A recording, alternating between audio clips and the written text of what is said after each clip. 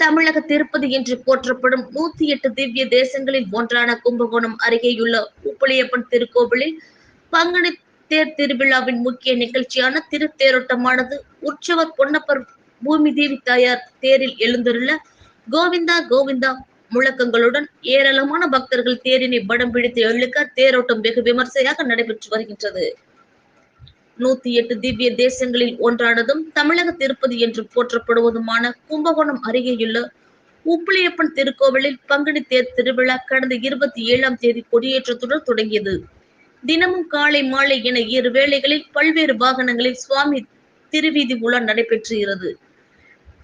விழாவின் முக்கிய நிகழ்ச்சியான திருத்தேரோட்டமானது இன்று பொன்னப்பர் பூமிதேவி தாயார் சிறப்பு அலங்காரத்தில் திருத்தேரில் எழுந்தருள கோவிந்தா கோவிந்தா என முழக்கங்களுடன் ஏராளமான பக்தர்கள் திருத்தேரில் படம் பிடித்து இழுத்து 4 ரத வீதிகளில் திருத்தேரோட்டமானது நடைபெறுகின்றது.